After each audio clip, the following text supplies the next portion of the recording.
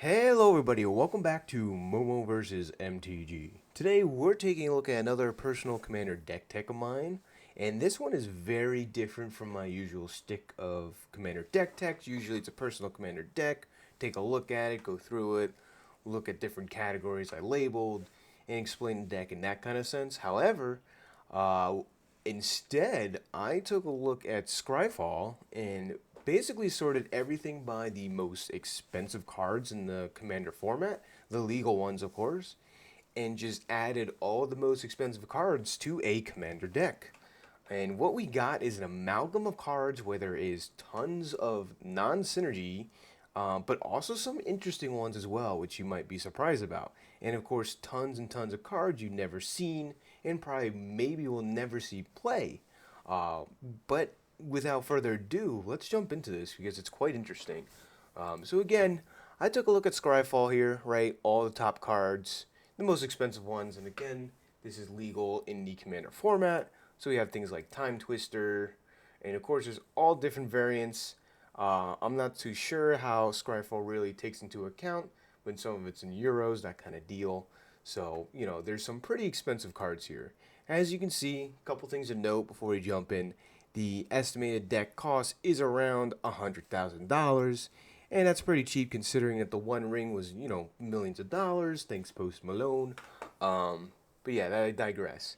Definitely a big salty sum here because a lot of these cards do wonky stuff, and most of the time these salty cards are usually in conjunction with another card. There's no like Winter Orb in this pile or Static Orb, that kind of deal. But there are some cards that are salty on their own. But I was looking through them, like some of these require some setup or something. So I'll be curious to take a look at the salt score after this. And then lastly, the last thing I did was I could have added, again, the top 100 cards from here that are most expensive, but then we'd have barely any mana base. I think it was like 18 lands or something like that before I added some basics. Um, yeah, just and some of the basics, right, can be pretty expensive, like the mountain from Euro, right? And I think this is all the Euro set, or yeah, all the basic lands from the Euro block set are pretty expensive, as you'd see, $550 for a basic land. But yeah, we have some heavy hitters in the deck, like Raging Rivers is almost $2,000, 1,200. I mean, this is no. I mean, for any person, it's pretty not a cheap penny. Of course, your original dual lands are gonna be pretty expensive. Around like $6,000 a piece or something.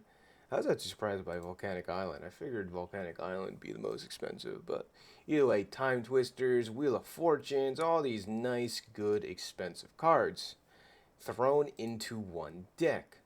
Because if we take a look at the overarching theme, I mean, we have some artifacts, we have some creatures, decent amount of enchantments, two instances. So you're not really gonna have too many tricks up your sleeves per se, at least in the typical sense. Um, and I went with 35 lands, right? 35 lands is a nice number. Probably needs a lot more. And our commander is the Sliver Queen because it's the only expensive card that has 5 colors in it. So bada bing. And there's actually a neat thing with the Silver Queen um, as well, which I'd love to dive into. Yeah. And then we scroll all the way to the bottom. Mana curve 3.5. Yeah, a little expensive. Pip requirements. Yeah, very, very stretched out. Added a little more blue and black in here. But there are some cards actually maybe should remove because there's one card you're just never casting. That kind of deal. So yeah, let's jump into it.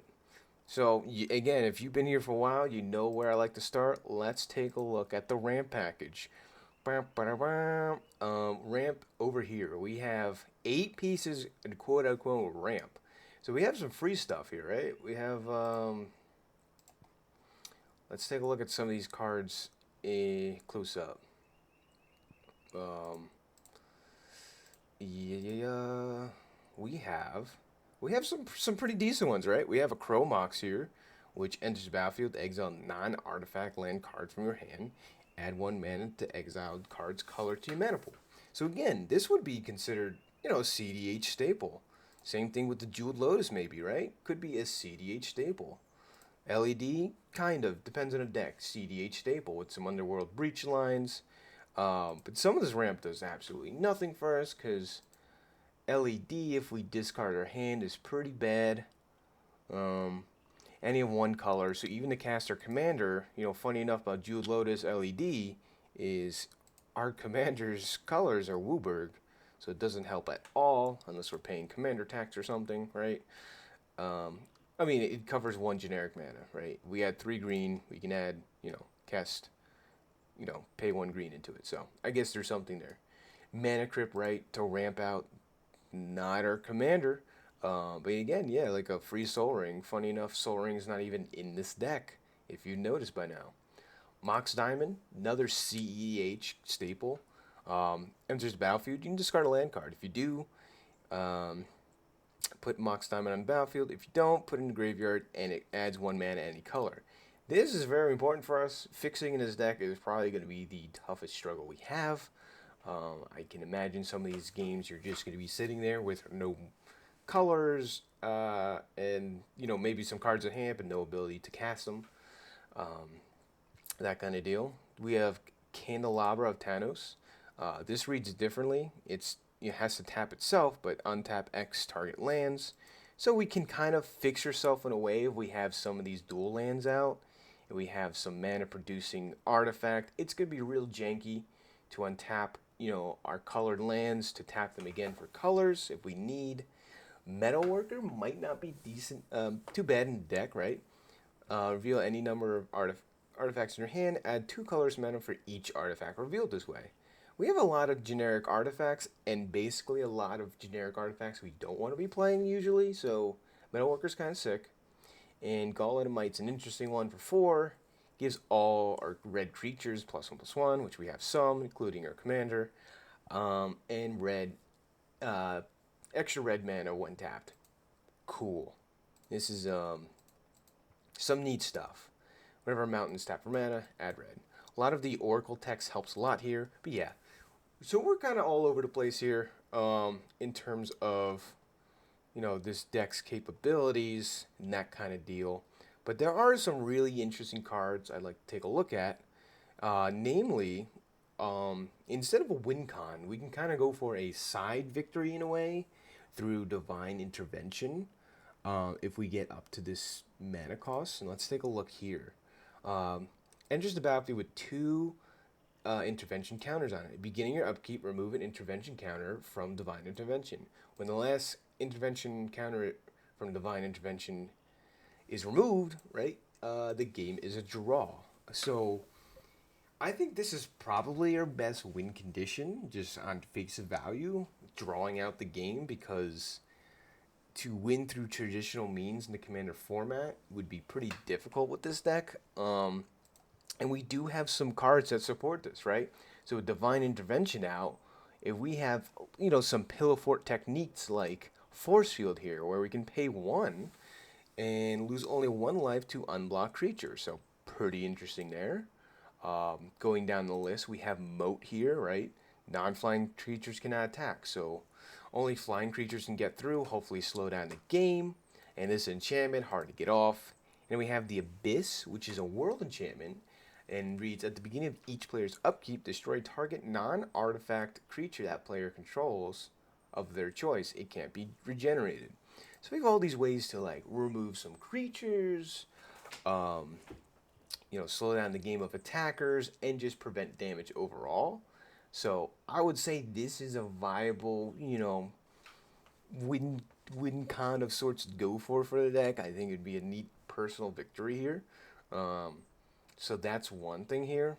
And the second point of this deck, which I really didn't touch on, I wanted to touch on in the beginning, is to harp on, there is a side point where just because a deck has tons of money into it, if you throw money at a deck, it doesn't necessarily make it better. However, in conjunction with the right cards and the right things, generally speaking, a more expensive deck will be better. This is just a satire on, the whole fact where you can't just throw money at a deck and have it be better. You need some thought process behind it, and some things there to flesh out a cohesive deck in a nutshell. So, but besides that, yeah, we have sort of a combo here. Another interesting combo, which I think I found, in the deck is we have, drop a honey. So if a green, beginning of your upkeep, destroy target creature with the least power. Cool, can't be regenerated. But if they're tied for the least power, you can choose one to destroy. When there are no creatures on the battlefield, sacrifice drop a honey. So great card on its own, I think. Like repeatable removal, gets rid of mana dorks or some sneaky small creature. Maybe has Sulk or something. You can remove creatures that way. Pretty great.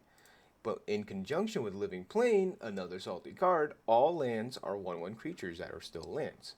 I think the funny part about this card is it kind of puts the question out there in the Commander format. Since this deck really doesn't have board wipes, combos with Drop a Honey, right? Where you can just keep destroying your opponent's lands because they have 1/1 power, they're probably the smallest creature, etc. But it begs the question how someone would react if this was on the battlefield and they wanted to play a board wipe. Because, you're not for, say, land destruction or mass land destruction. However, you're creating the lands into creatures which are now easier to remove to a full board wipe. Are you playing mass land destruction or not? I don't know. That's a philosophical question, but neat little combo here. I think, of course, probably the best combo in the deck. I think the dream scenario that you want to shoot for this deck maybe is have your commander out the sliver cream, right? Pay 2 mana, create some slivers, cool. But there is actually an infinite colorless loop here. So Grim Monolith did make the cut at a price point of $275. Basically, add 3 mana, pay for it, untap it. Doesn't do it on its own. However, with Ham Sandwich combos with Power Artifact, a card that's not really ran too much in the Commander format, which I'd like to take a look at just out of curiosity. What we got here? Bam. It is in 0%, which is a lie, 0 point something, but only in 6,000 decks. You see it sometimes in Urza, Menarch, and then some other questionable stuff here. But yeah, Power Artifact, combos Ham Sandwich, combos with Basalt Monolith, combos with Grim Monolith, and probably a plethora of other stuff. We can even take a look here. Yeah, Basalt, Grim, the most common. You go down from there. Cool. But reduces the activability of Artifact by 2 and can't reduce it less than 1, of course. So, yep, infinite colorless mana. And you might be saying to yourself, what can you do with these infinite colorless mana? Certainly can't cast your commander. I don't know if there's any, fixing, so to speak, in a deck, really, where you can translate that into colored mana. Again, if you have enough dual lands out, and you have your Candelabra of Thanos out, you can then instead, tap all your lands down, infinite mana, untap all those lands at least once, and do it again. So you kind of get some colored mana out of it. That was the way I really saw how to use it. But otherwise, you're just dumping into your Sliver Queen commander's ability, right? Flood the board with a whole bunch of 1/1s. Hopefully that's good enough. So potential win con. Let's go with that. And then going down from there, I think probably the hidden sleeper of the deck, and probably your best friend in the deck, right? Because we were talking a lot about the colored fixing, how it's going to be a little rough. We have Illusionary Mask. Give a quick read on this and try to explain it as best as I can. Apologies if I get it wrong, but you can pay X. You may choose a creature card in your hand whose mana cost could be paid by some of or all of the mana you spent on X. If you do, you may cast that card face down as a 2/2 creature without paying its mana cost. If the creature of that spell becomes, as it resolves, has not been turned face up and would assign or deal combat damage, be damage dealt, or become tapped instead, it's turned face up and assigns or deals damage, is dealt damage, or becomes tapped activate only as a sorcery. Whoo! That was a little bit tough of a read. But basically, this is like, early on, back in limited alpha, they were already messing with the idea of either manifesting, morphing, or cloaking current day and age a creature from your hand onto the battlefield. What that means is you can, if you have a, let's say you have this Cabal Ghoul out, right? Very cool creature. You can instead pay 3 mana, have it become face down as a 2/2. Then, if the creature would take damage, how's it read? Again.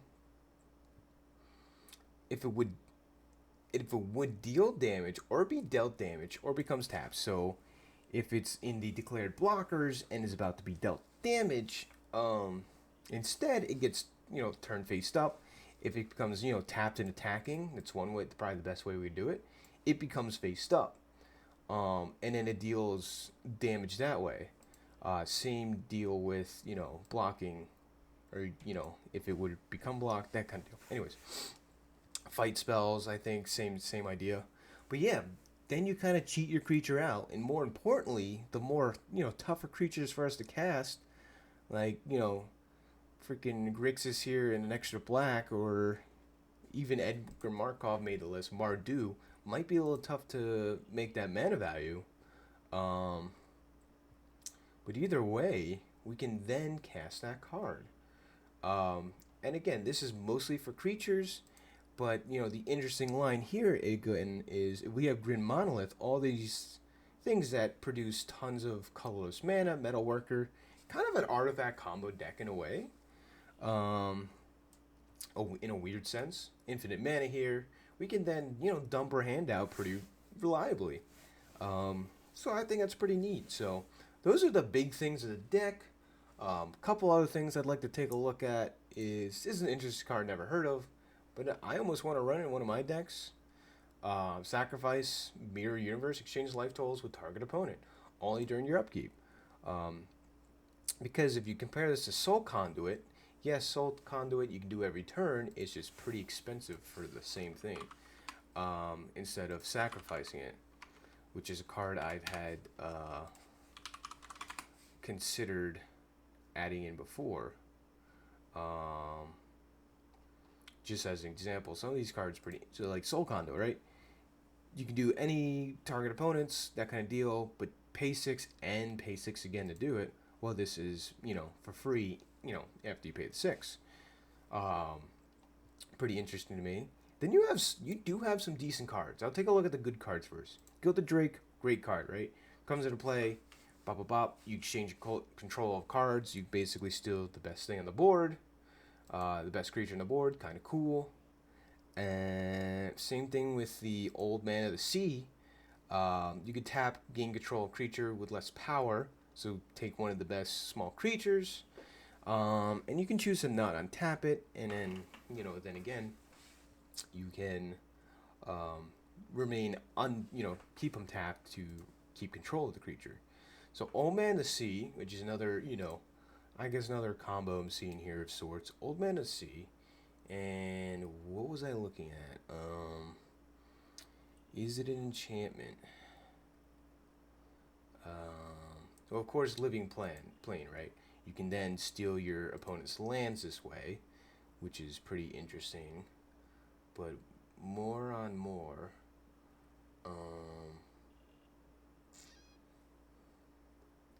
Prevent 1 damage. I'm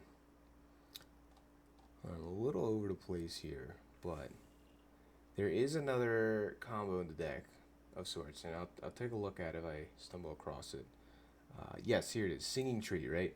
For 0/3, you have a summon Singing Tree, a creature plant, basically. You can tap it. Target creature has base power 0 until end of turn. So Singing Tree and Old Man of the Sea, kind of a combo, right? We go combo like 5 here, right? Question mark. I actually don't know how this would play out, but basically, if someone decides to attack you, you have Old Man to Sea out. Now, you can tap down Singing Tree, reduce attack creature power to 0, then gain control. All in one shot, right? Not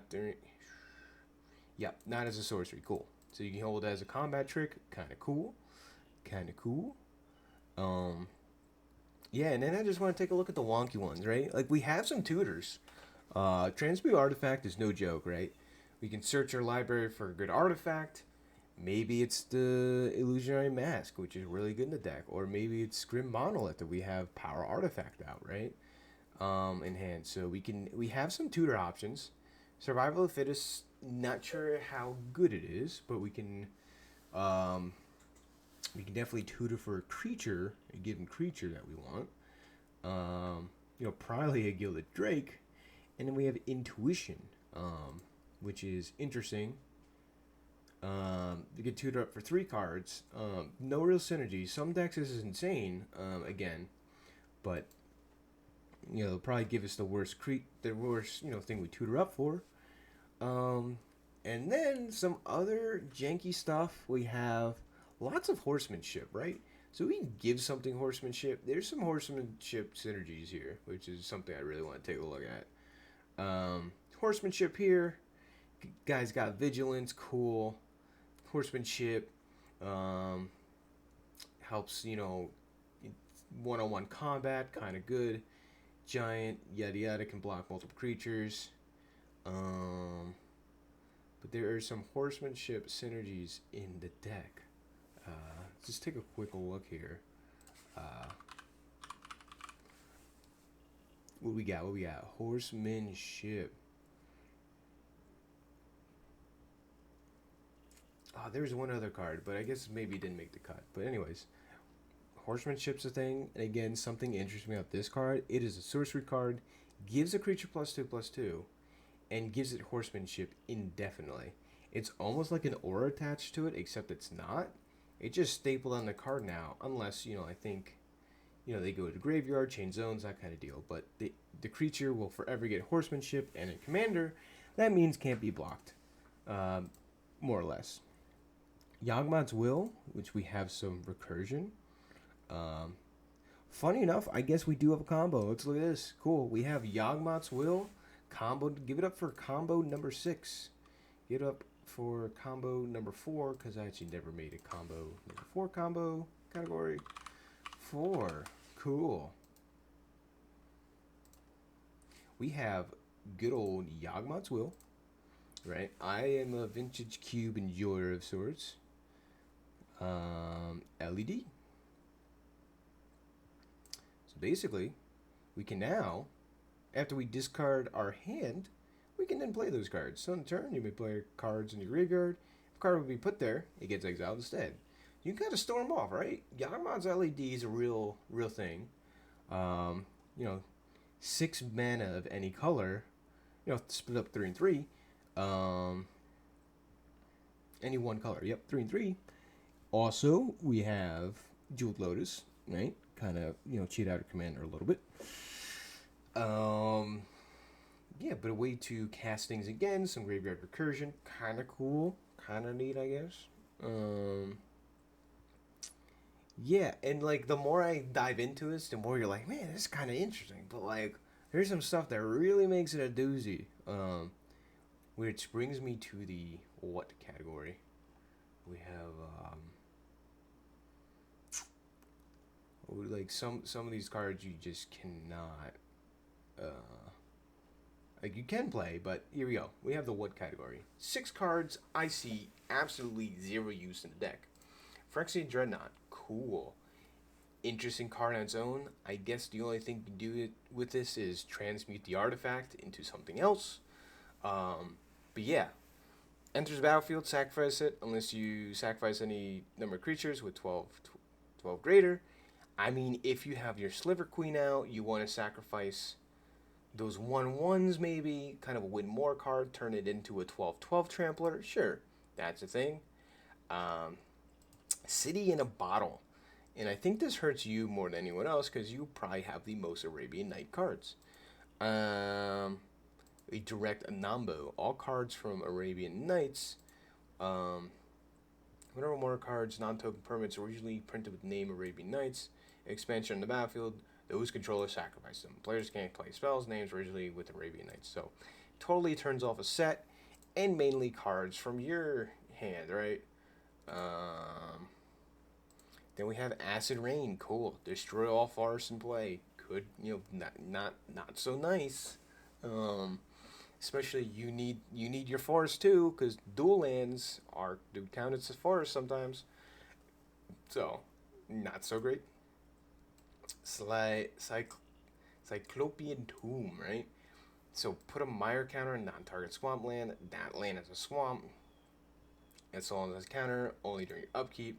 And when it leaves the battlefield, if you have a whole bunch of Mire counters, let's say 5, you slowly um, remove all Mire counters from that land. That would put with Cyclopean Tomb. Um,